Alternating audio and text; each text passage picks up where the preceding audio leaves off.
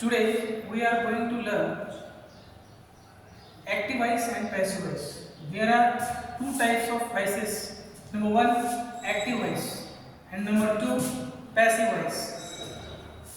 Active voice, it means what subject does, and passive voice, the focus is on the action. म्हणजे इथं कर्तरी प्रयोग आणि कर्मणी प्रयोग आहे. याच्यामध्ये कर्ता काय करतो याबद्दल माहिती दिली जाते आणि कर्त्याची होणारी कर्मावर होणारी ॲक्शन या ठिकाणी दर्शवली जाते. Now look at here one example. Active voice.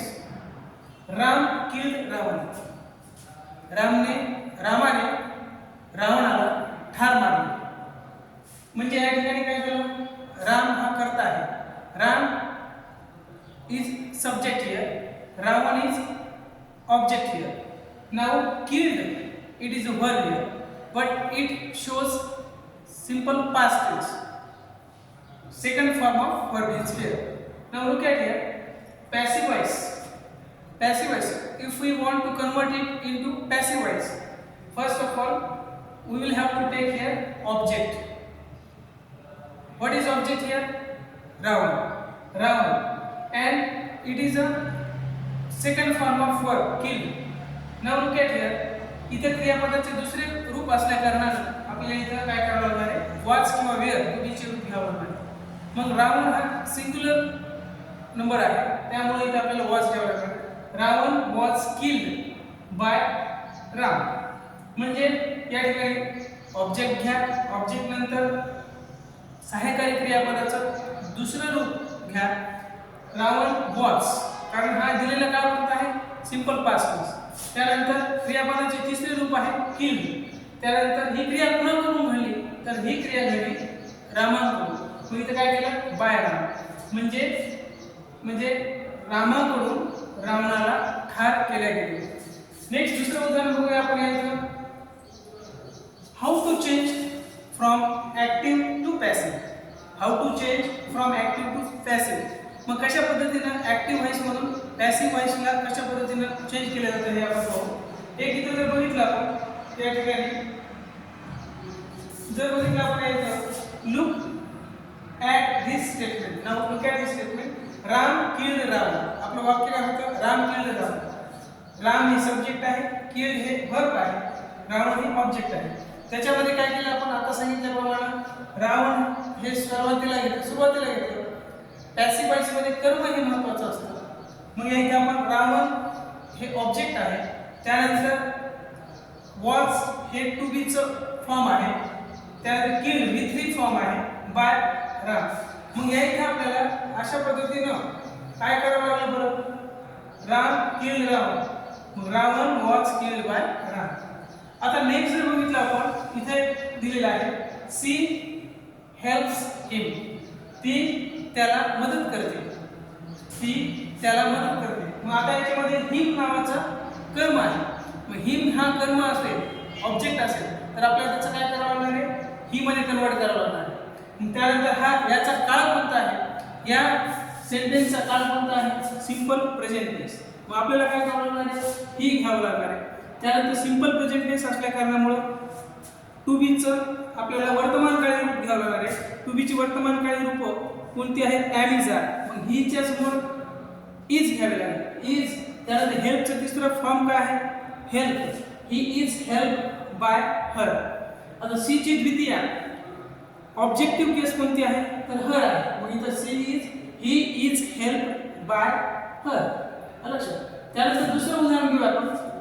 या ठिकाणी जर बघितलं आपण दुसरं उदाहरण, I am buying a pen. I am buying a pen. मी एक पेन विकत घेत आहे. मग मी काय विकत घेत आहे, what am I buying. If someone asked me what am I buying, at that time the answer is here what, a pen. मग अ पेन हे काय आहे, ऑब्जेक्ट आहे. मग इथं आपण काय घेतलं, अ पेन हे ऑब्जेक्ट घेतलेले आहे.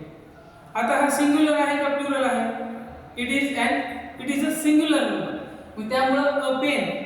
त्यानंतर काय घ्यायचं, इज. टू बीचं V1 फॉर्म काय आहे, इज. त्यानंतर क्रियापदाला ING युक्त रूप आहे, बाय प्लस ING आहे, त्यामुळे आपल्याला इथं बीइंग घ्यावं लागणार.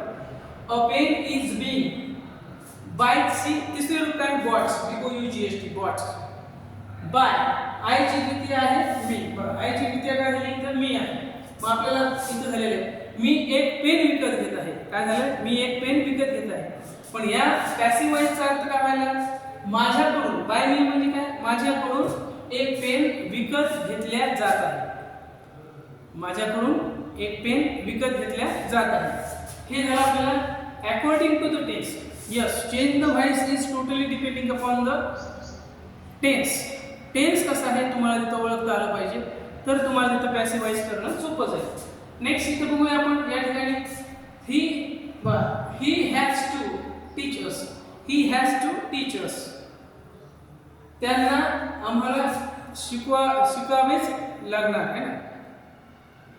पहिलं काय झालं, ही हॅज टू टीच अस. मग अस आहे. आपण ऍक्टिव्ह वॉइस पॅसिव्ह वॉइस मध्ये सर्वनामातील बदल माहित पाहिजे.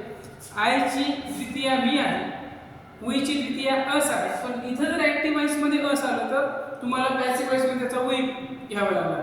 मग काय केलं आपण, वी च्या समोर हॅव, टू हॅव ची रूप कोणती आहे, हॅव आणि has. We have to be taught by हिम. मग ही ची द्वितीय आहे हिम. त्यानंतर मग येतं someone is following us. someone is following us. कोणीतरी आमचा काय करत आहे, someone is following us.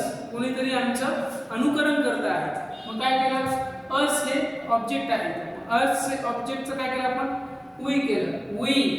त्यानंतर काय म्हणता आहे, it is a continuous present tense. मग आपल्याला काय करावं लागणार आहे, am is are, to be चे रूप am is are पैकी we शी कोणतं प्रॉपर ऑक्झिलरी वर्ब आहे, आर, वी आर.